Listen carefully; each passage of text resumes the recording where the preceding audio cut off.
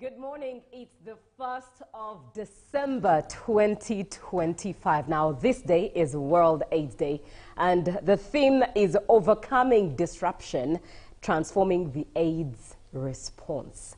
Now, welcome back from the weekend. Highlights, quite a number of highlights that took shape over the weekend, some of which were the presidential debate with which 5 presidential candidates attended. That is candidate Robert Chagulanyi, candidate Kasibante Robert, candidate Mshamuntu, candidate Mafabi, Nathan Nandala, and candidate Mabirizi Elton John. But still, over the weekend, the other highlight, I think that stood out for me was President Donald Trump emphasizing that South Africa will not receive an invitation to the 2026 G20 summit, which will be held and hosted in Miami, Florida. Now, allow me read the tweet that he put up. Very interesting one at that, but it reads: the United States did not attend the G20 in South Africa because the South African government refuses to acknowledge or address the horrific human rights abuses endured by Afrikaners and other descendants of the Dutch, French, and German settlers. To put it more bluntly, they are killing white people and randomly allowing their farms to be taken from them.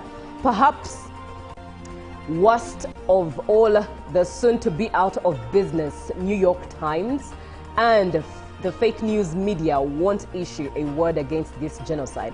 That's why all the liars and pretenders of the radical left media are going out of business. At the conclusion of the G20, South Africa refused to hand off the G20 presidency to a senior representative from our U.S. embassy, who attended the closing ceremony. Therefore, at my direction, South Africa will not be receiving an invitation to the G20 2026 summit, which will be hosted in the great city of Miami, Florida next year. South Africa has demonstrated to the world that they are not, and we are going to stop all they are not a country worthy of all membership anywhere, and we are going to stop all payments and subsidies to them, effective immediately.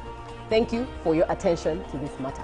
That is President Donald Trump. Now, still the same weekend, looking at the world of sports, Uganda emerged champions of the Netball Celtic Cup in Scotland after edging Wales in its final round-robin game that ensured it remained unbeaten on 15 points. Uganda's national netball team, the She Cranes, has beaten Wales 70-48 to win the Netball Celtic Cup in Scotland, and the She Cranes entered this final round-robin game on the cusp of victory following an unbeaten 4-game streak that got results of Namibia, Northern Ireland, Zimbabwe, and Scotland. In the 5th and final game of this tournament, Uganda shone brightly through an entire team performance, but Mary Nuba stood out and won the Lady of the Match accolade. But the shine of the day was reserved for Shadia Nasanga, who played all but 4 minutes of the tournament to win the Player of the Tournament gong. And this victory also means that Uganda will get back to world rank number 6, which guarantees automatic qualification to the 2027 Netball World Cup in Sydney, Australia. Focus to the team in the interim now turns to the African Netball Cup in Malawi, starting the 8th to 14th December. Now, it's the 1st of December. This leaves us with about 45 days to the general elections 2026, where you will be voting for your next president of Uganda. But still, 1st of December is a reminder that Christmas is here. And some of the music that started the show was quite evident of that. Christmas is here. Let the festivities begin. But I will emphasize this. I will emphasize the fact and the truth that Jesus Christ is the reason for this season. Welcome to the show. This is Good Morning Uganda. My name is Julie F. Nantaba. I am with Joan Murunji and Robert Chirabo Nyonyintono. Good morning, John. Good morning, Julie. Happy December. Indeed, happy December. And good morning to you, our viewers. Indeed, the first December has arrived, and it has brought its magic with it. You know, we cannot help but think about what is yet to come, since this is the last chapter of the year, and it also marks the beginning of the next chapter. We've talked about the elections, Julie, and there is an update about the security ahead of the elections, and the Uganda Police Force has deployed over 1,040 motorcycles and 162 vehicles to help in policing and emergency responses as regards to the current ongoing campaigns and forthcoming elections. So I think it is a good move because foot patrols will be assisted, especially in the sub-counties. According to the IGP, every sub-county will receive 2 motorcycles. So I think this will ease and help to mitigate the election crimes. Very interesting topic that you raised there, seeing as this morning we shall also be having a conversation on election violence and peace with the 3N consultants. That is a little later on the show. Good morning, Robert. Good morning to you, Joe. Fine, thank you. You seem low-key. Why? Well, there is something I watched yesterday. Right. And I was seeing responses from different presidential candidates, and I saw we still have a problem. Right. A problem with what? What are some of the things that got you to a dim light? What excites people is controversy more than reality. So you know, it's controversy more than facts. More than facts, and you would see it now when one is asked, why don't you join so and so. I also saw some bit of, the media, sometimes there is somehow we can portray something different and create some bit of imbalances to favor someone. But at the end of the day, I was happy that those that dared to watch, those you saw Ugandans, where is the interest? You could have such a thing, and Arsenal, there is an Arsenal game, there is this, so priority may differ, but I think it was a good move to those that bothered. But also, going back to Donald Trump and saying South Africa, I don't want to awaken wounds that heal, but I just want to remind him that USA was built on minerals of Africa. USA was built on energy of our forefathers that were taken as slaves, more of them coming from South Africa. Right. So we made USA. That's why for me, I don't see an American and I'm like, no, because I know it is the sweat, the blood. People were being taken like dogs or something. And remember the apartheid regime? Apartheid. Now for a country like South Africa, where we saw how the blacks were being treated. This is my humble opinion. It's morally wrong at such a time to wage this artillery, verbal artillery, then removal of aid. South Africans are still healing from the effects of apartheid. They're still healing. There are certain things that are morally wrong. Even spiritual, let me add that, spiritual wrong for a country like South Africa. Yes, the whites could be killed maybe as in statistics. But I want to repeat and just say, morally, you can't take on South Africa basing on the fact that the whites are being killed. When you've forgotten how apartheid, people are locked in cages, and not forgetting that the great America was built by minerals from Africa and energies and the power of our forefathers. Under the foundations of exploitation. Now let's have a look at what we have on the local scene, Robert. Well, we begin with the presidential track of the candidates. Now the FDC presidential candidate, Nathan Nanda Mafabi, promised to protect the animals against theft in Greater Luweero, Nakaseke district.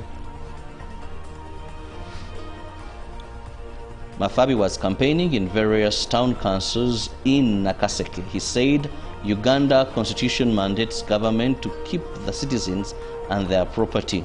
People in Nakaseke in Greater Luweero are facing land grabbing, animal theft and delayed compensation for the property they lost during the NRA Liberation War.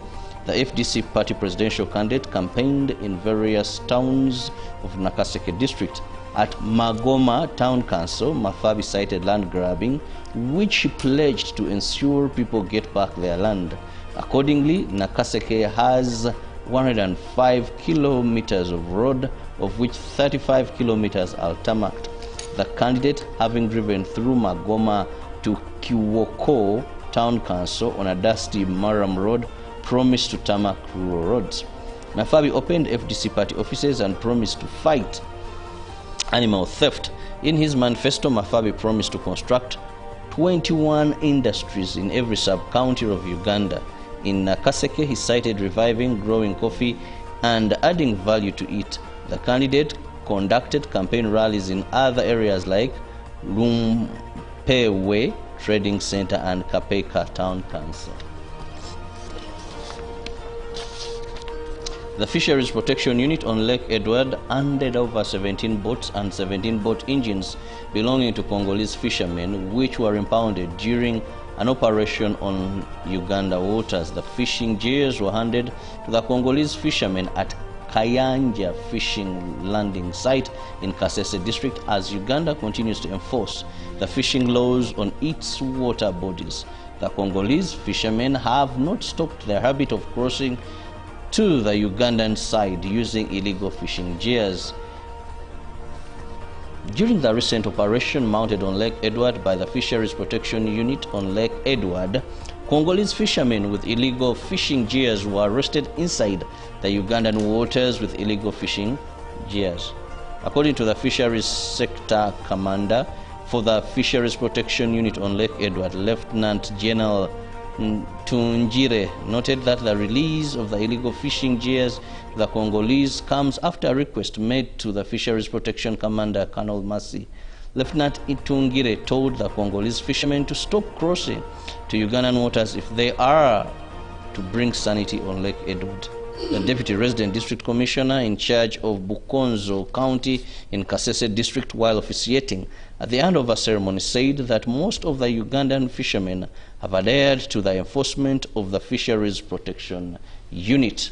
Now that brings us to the end of our local stories. Let's look at what Joan has for us, the rest of the world.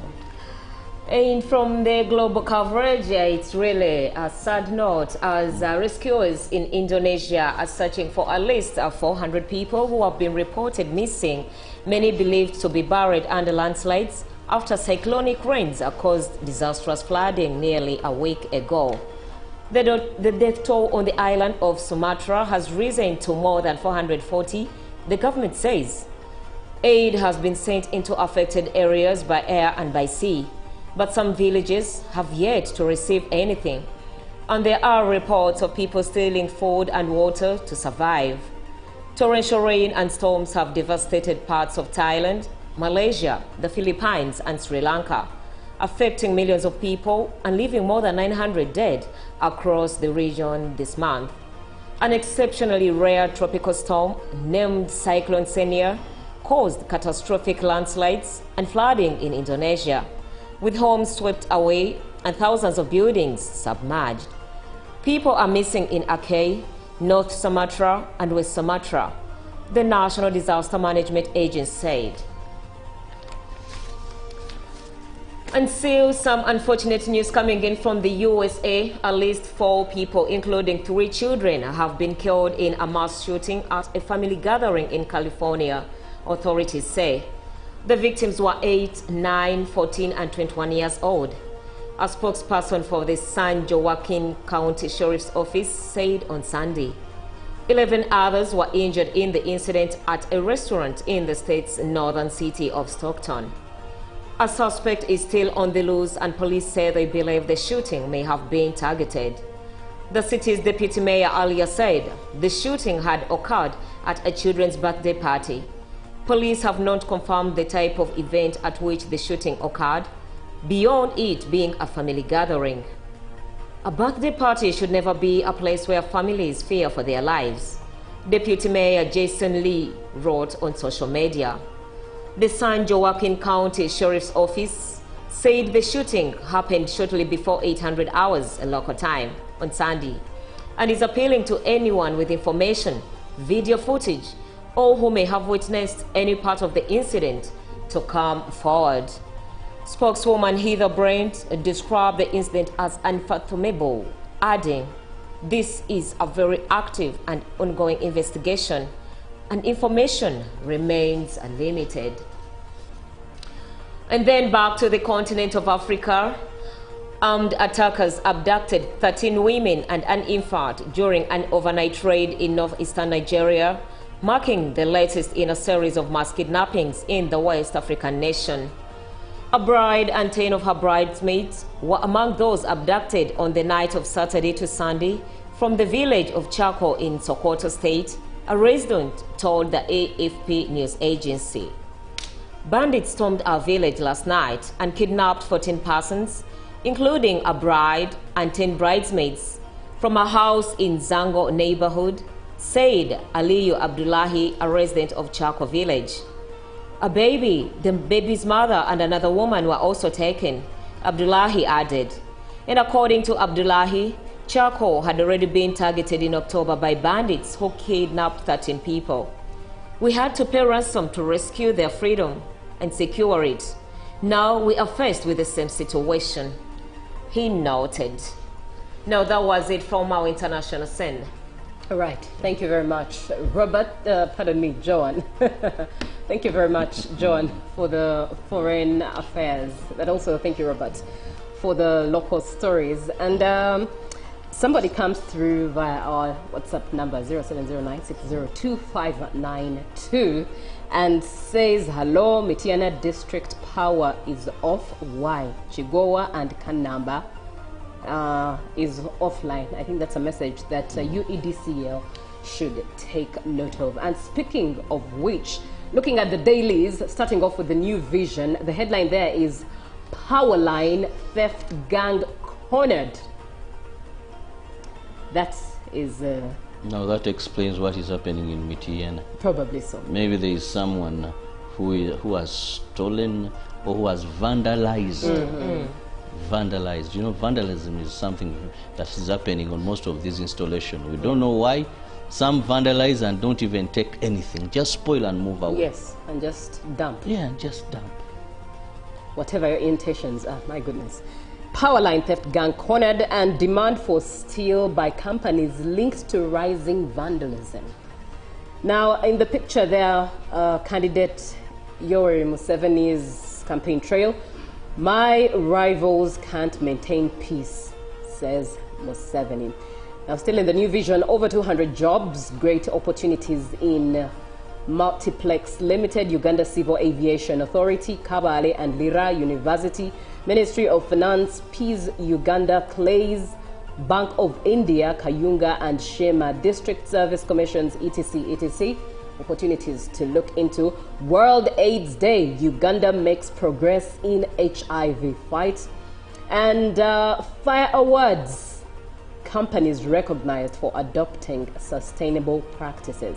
And Matters elections, what Mafavi Chagulanyi voters. Now looking at the rest of East Africa, being of worship who are now allowed to celebrate